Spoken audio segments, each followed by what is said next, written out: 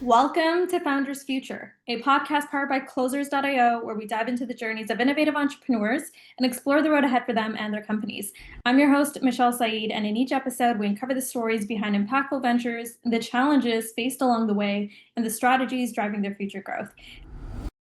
Today, we're thrilled to have Mackenzie Morris joining us. She's the founder and CEO of Mackenzie Morris Co.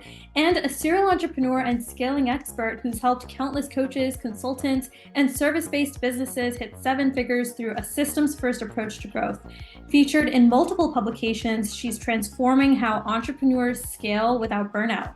We'll explore her founding story, how Mackenzie Morris Co. is transforming the entrepreneurial landscape, and what her vision looks like for the future. So with that being said, let's dive in. Mackenzie, welcome to Founders Future. Oh my goodness. Thank you so much for having me. I am really excited to chat with you guys today. Absolutely. Let's kick things off. No delay there. Tell us a little bit about what got you started with the business, what gap or problem within the coaching or consulting landscape inspired you to want to start the company. Oh my gosh. My whole entrepreneurial journey started many years ago, quite literally when I was a child. I was 12, and I've always kind of had that entrepreneurial spirit. So I had a food company at that time. And whenever I was that age, that's when I got my first manufacturing deal from a company called Davidson Industries. So I've literally always had an entrepreneurial spirit within me and have done many different types of things. I've worked for entrepreneurs throughout my life. I've worked for Fortune 500 companies, and then I've done MLMs and all of that good stuff to get to the point where I am now, where I built and scaled an international wedding brand. And I've exited from that and doubled down fully on coaching, marketing, and business strategy, which is just my love and my pride and joy. And that's really how I've gotten here in a very succinct, in a very succinct manner. I have found that a big overlying issue that comes up, especially when working with entrepreneurs who are running personal brands versus companies, is that we struggle a lot with the idea of multi passionateness, right? You have a lot of passions and you're multi passionate and you're creative and you're a visionary and you want to do a bunch of different things. And that's really hard to scale a company whenever you're passionate about a bunch of things if they don't make sense together. So really where I come in and how I've built my business is really revolved around all of my passions, even outside of business, and I've made them relate to my business to where I can go do what I love and make money doing it and help people. And that's really the secret sauce in what I help others do. I love it. Passion fuels profitability at the end of the day, and you know that as an entrepreneur. So, with that being said, let's dive into the nuts and bolts of really how you're generating revenue, what your core model looks like. So, I know there's a one on one coaching from what we've looked into. You have some group programs, there's probably some digital marketing systems, but primarily, Mackenzie, what is your core offer? How do you structure it for your clients? And who do you like to ideally work with if you can paint that picture for us? Yeah, so I love to work with personal brands and small to medium sized companies, whether they're product or service based. Either way is fine with me. I've built and scaled both types of companies, so I'm down for either. I do love working with service brands, though, whether it's like a tangible product or it's experiential. I'm more biased towards experiential stuff because I love to go and experience the vibes of all the things. But I will work with anyone who comes to me in kind of those niches, and we will either work one-on-one and work on their visibility and brand strategy and figure out their positioning for their offers and their actual marketing, because those are two separate types of positioning there. Or I can actually come in as like a fractional COO slash CMO and actually take lead of the marketing and the operations, and not only be the ideator and the visionary and like the leader of the plan, but I can also implement as well, whether that is me actually getting in and like diving in and getting my hands dirty into all of it, or building and managing and training a team to help them do it. That's really my favorite thing. I love the strategy and the whole idea of building the Candyland roadmap to how we're going to get them to the end goal. And that's so fun to me because it's constant problem solving and creative juices are flowing all the time. I absolutely love it. I love the fact that you said this is like the Candyland roadmap. I'm just imagining the board right now in front of me. I'm like, oh, that looks like a really fun journey to be on with Mackenzie. Let's do it. Now, actually, I'm curious to learn. So you have a done with you approach, and then you have a done for you approach, right? Like the fractional and then the one-on-one. What's driving a bulk of where you're seeing a lot of clients want to work with you? Do you feel like it's more done with you or done for you? Like they just want you to be there to implement from like a fractional standpoint? It depends on the size of the company and where they are, right? If it's an entrepreneur that's a personal brand, they generally don't have the capital and the money to upfront to bring me in, at least on a full time or like a massive project basis. It's just more expensive because it quite literally takes more of my time. It takes more of my energy. I've got kiddos here, like I was telling you, all of that stuff. I am a company in myself. There is overhead, even if it is just me. Yeah. So it depends on the company stage and the size and what their goals are. However, if they're more established, they really love the done for you because it's one less thing they have to worry about, right? They could really just brain dump everything into their client action board that I give them. And I'm like, whatever you put in here, consider it done. If I need you, I will get you. Like the painter needs to paint the painting. So there are some things I cannot do for you and I need your perspective. But once it's in here, just consider it done and let me do my thing. Like just let me do it. And that's Yeah, yeah, so yeah. fun for me. I love that. Yeah. Honestly, it gives you that creative freedom as well to like really just take that brand to that next level without having the other elements of working with another party, which I can imagine sometimes it may come up as a business owner. So paint that picture for scaling. What does that look like right now? Are you looking to keep Mackenzie Morse Co. tight knit? Or do you want to take this to the other level? Are you thinking about offer productization, maybe doing like a group style approach, especially since you have one-on-one? What does that next step look like for you as a founder? Yeah, no, we're definitely in the process of scaling. I do have a team behind me very intermittently as I need them. I am building out a firm so that we can scale. I've been playing around with the idea of calling it the fraction firm so that we divide the work, we divide the time, and fractional services. So that's where we're headed and just building that out to where I can still scale and do the things that I love to do while being able to help them in the best way possible. But I do some sort of like mini minds. That's what I call them, mini minds for like group programs. Like I just did a sexy freaking funnels mini mind for 2 weeks, and that was so fun to have a little group of entrepreneurs and companies in to where I could teach them how to build out their first funnel. I love that. Yeah, no, that's phenomenal. And I'm sure probably as a founder too, it gives you that time back to focus on some of those other things. You get to knock everything out really just like in one go through having a group style approach. Yeah. No, it's phenomenal. So building on that, talk to us a little bit about client acquisition. What are some of the strategies you're using to work with some of the businesses that you're leveraging from a brand perspective, whether that's paid ads, social, referral? How are you generating leads right now for your business?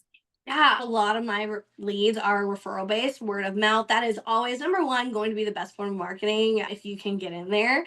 So I love that. But I also do paid ads where you have a really sexy, juicy lead magnet that is going to be getting in different types of clients for different offers.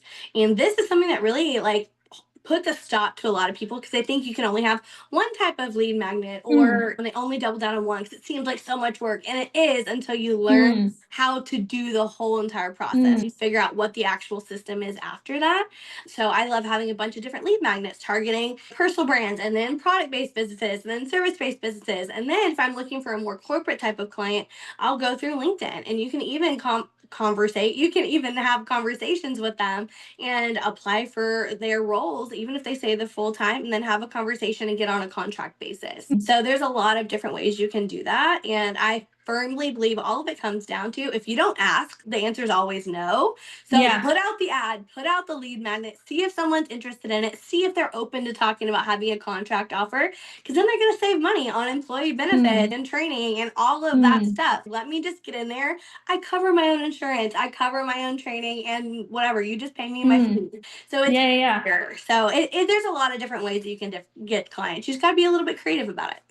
Yeah, 100%. We've had a lot of consultants on our podcast, and the one thing that they always talk about is, especially with referrals, where there's always sometimes inconsistency and you don't know maybe when that next referral is going to even come up. And I know you're running paid ads as well, right? As like having that lead magnet to build awareness. Are you thinking about building more predictability into your business right now, scaling the paid ad side of things? What does that next step look like for you as a founder as you're looking at scale and growth?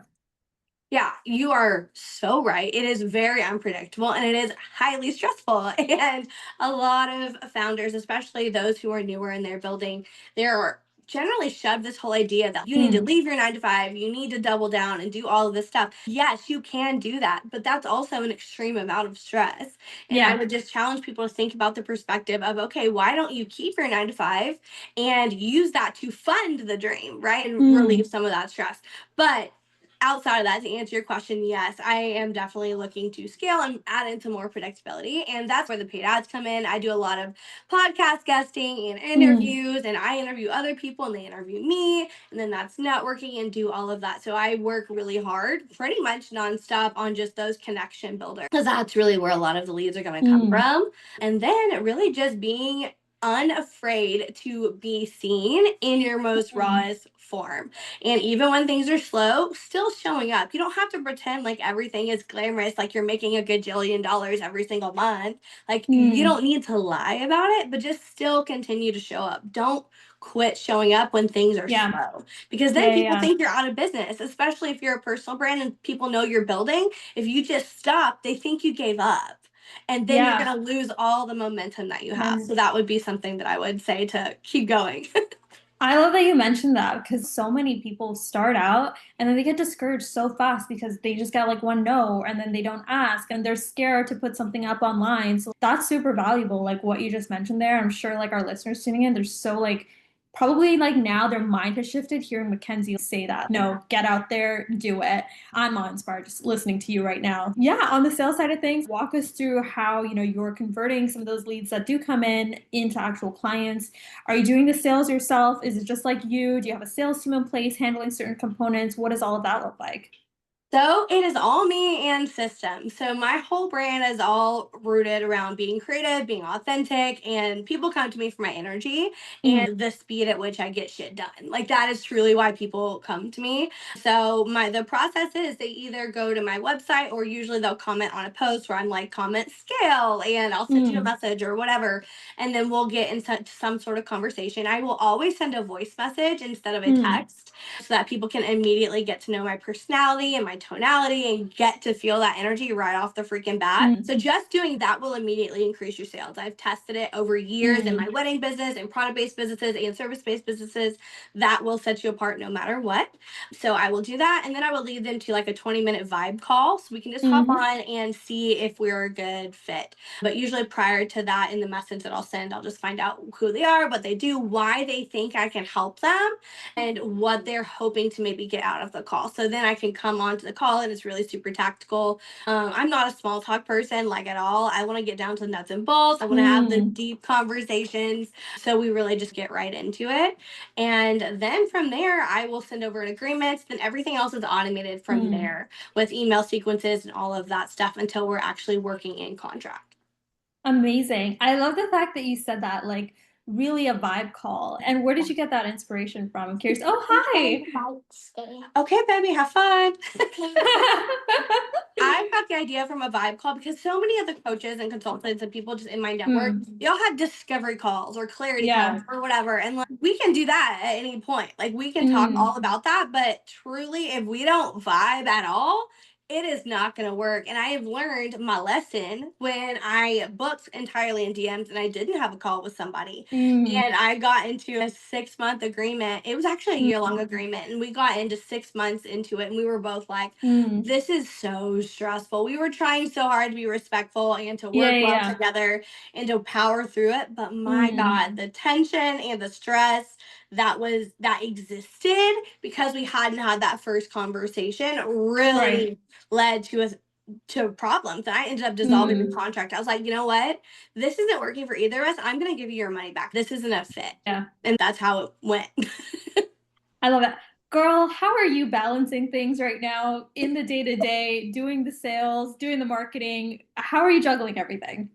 It all comes down to automations and systems. Like, I have built out the whole entire funnel, and I tell everybody, if you can sit down and somehow just do it and somehow do it, build out 52 emails and schedule one per week or one every other week, that gets you through. And that one skill and that one act of inspired work will pay off time and time again, because I don't have to go out and do a lot of marketing and all that stuff, because it's already done. But I also work out of inspired action, and I create out of an inspired space as well. So I don't put a lot of pressure on myself to show up, because I do show up consistently, because I'm inspired all the time. And whenever I do create, there's not pressure there, because my whole brand is rooted in authenticity, and people know exactly who I am, exactly who they're getting. I'm going to raves and I'm doing all these things. Like Mm, that is out in the open to everybody because I'm a fun ass person, but they know what they're getting. So I can show up in my truest, rawest form and I don't need to edit. I don't need to do a lot of mm, extra stuff because I've built my brand around that. So that in yeah. itself allows me to have a lot of flexibility. It allows for interrupting children and all these little side quests that I have to end up going Mm. on. So really that's how I balance it all. No, I love it. The power of automation, it's something we talk a lot about on our show. Love the fact that you're leveraging that now, especially as you're looking at skill and growth. So, with that being said, are you now that next step focusing on being a founder, looking at growing and scaling this, expanding your team? Is that like bringing more people on the sales side so you can focus on fulfillment, closers, setters? What does that next step look like for you? Really, that looks like bringing on people that I can train to be little mini versions of myself. I don't mind doing the sales and having the calls. I love having that one on one connection. But what I do mind and why I charge a lot for it is sitting down and having to be at my laptop and actually doing tangible Mm, work. So I have people on my team who, yeah, we can handle that COO, CMO style situation. But if you want it to be a little bit less costly, you can have my team do it. And they'll mm, come and do that. They're trained by me, they know exactly how to do it, but you're just not having me do it. And that's going to save mm. you money and it's going to save me time. And you still get that like carryover effect. Yeah, no, I love that. And that from a fulfillment standpoint, I'm sure for you allows you to focus at scale about how you're going to grow this and get to that next level. Yeah. And no, I think that's incredible. As far as the bottleneck side of things go, what do you feel like you're laser focused on solving as far as growing the business and brand? Is it paid ads, lead gen, sales, fulfillment? What does that look like for you as far as keeping the momentum going into this year? I love doing lead gen. That's probably my favorite because, again, going back to everything, the more leads you get in, the more connection you Mm, have, and that translates into sales. Whether it might not be that person, but no mm, matter what, I'm going to leave some sort of impression, whether they like me or they mm. don't. But they might know somebody, or they're going to be like, oh Yeah. my God, her energy was great, and they're going to follow me. And then that's going to give Mm, me a chance to hit them again and impact them again, getting mm, to that 7 to 15 time impression that everyone's trying to mm, get to. So I really love generating leads and coming up with new ways to do that that are really fun. mm, Creating different types of experiences and inviting people to my home for mm. a Saturday night party thing, taking them Yeah. out to the local club downtown and we have a section Mm, and all of that stuff. Like that stuff is so fun for me. And it's no one, mm, at least that I know in the business space, does mm. fun stuff like that. And I'm here to do things a little bit differently. I run a nightlife page and I go do marketing and content and all of that stuff for concerts and raves Love and local that. events and hotspots. And that all Amazing. feeds in to my company as well, while allowing me the chance to get to go do that stuff for free and Yeah. showcase experiences and stories and emotions in a fun and creative way that's really aligned with who I am as a person. So it's really cool how it all comes together in Yeah. a fun little package. I love that. Yeah, I didn't know that. I didn't know about that. Oh my gosh, we Yeah. should totally link that in the Spotify and the Apple links below as well. So, as far as the vision goes for the rest of 2025, over the next 6 to 12 months, what does that look like? Any performance targets, any impact goals, performance milestones you're looking to hit? Paint that picture for us today. Yeah, so I'm a data person, but I'm not a huge numbers goal person Mm, because it's fluid, right? But my goals are to triple revenue and I am wanting to lock down some more larger size clients. I'm working with some local universities now. I've got some applications out, like I'd said, through LinkedIn prospecting and stuff like that. I've got conversations working with more medium-sized companies that are mhm, established brands, and I am wanting to do more of that, get into the more corporate side of marketing because it just allows for mm, a larger project because there's mm, bigger budgets, there's more assets, there's more mm, room for flexibility and creativity and for testing and for fun and for play to see mm. how we can really flip things on its head and bring in more. I love that. So going in that direction of really going after some of those mid-market brands at the end of the day, entering the corporate space, and that's really the vision, really like taking this to the next level, growing, continuously scaling.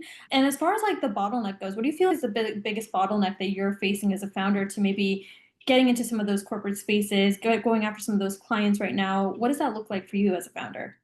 It's hard. Going back to that multi-passion piece that I was talking about Mm, earlier is I am fully embodied in who I am, but Mm. someone walking in with hot pink hair into university saying, "Hey, I'm going to take over your funnel building and your automation," Yeah. doesn't land a lot of times. And I'm not like, yes, I can play the part and I can Mm. show up in a suit, but it's going to be hot pink. Like, I am not willing to compromise on who I am. And I'm not dimming any part of myself because the people that I Mm. want to work with are people that get it and who Yeah. love me for who I am and who want to have fun and who I can joke around with and bounce around with and all of that good stuff. Really finding those companies who are a fit for that, who have a culture that's Mm. in alignment with that is Mm. really the biggest bottleneck because a lot of times, even with the personal brands, and even if they're not mid-size, is you'll have the conversations and it's just not a fit. And you've Yeah. got to weed through that.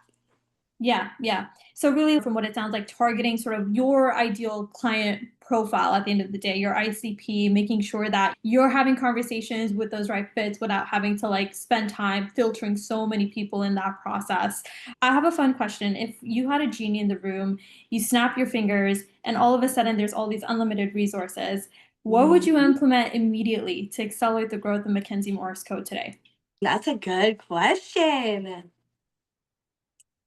I don't know. I've always wanted to do a massive scale event. So Mm. that's probably what I would do because I think that would really combine everything that I love. It would allow me to create a really incredible, epic, high energy, fun experience while being Mm. able to teach, educate, motivate, and inspire, and Mm. while being able to collaborate, co create, and contribute to my community. I think that Mm. would be what I want to do. I've had one on my mind for years.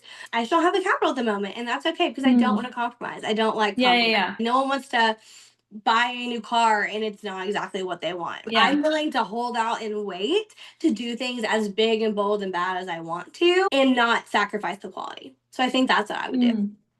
I love that. Yeah, no, I think that's phenomenal. Building relationships through events, doing some networking in that process. That sounds also exciting going into this year. I want to get your thoughts on this. Really, how do you see the coaching and consulting industry evolving in the coming years, especially with a lot of trends like AI driven marketing and automation on the forefront? How is Mackenzie Morris Co positioning itself to stay ahead of that curve?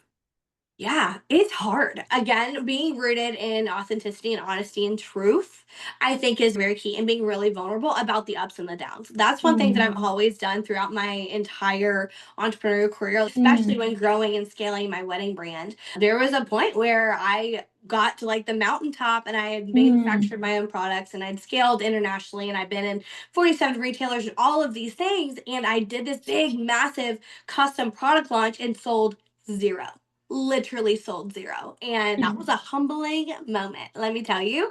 But most coaches and consultants wouldn't go on and tell people about their $0 Mm. launch because they want to be perceived in some sort of way. And what I know is that the $0 launch had nothing to do with me because I did everything Mm. right. That I had Yeah. proven metrics on. I had the 17 weeks of email funnels. I was showing up on social. I had the product margins. I had all of that. Really, what that lesson came down to was a misalignment. I was working out of Mm. alignment and I was hiding from what I was supposed to be doing. And the universe will test you and it will put things in front of you that are roadblocks or that will maybe look really Mm. shiny and new and like a great opportunity in order to test you to see if it's what you really actually say that you want.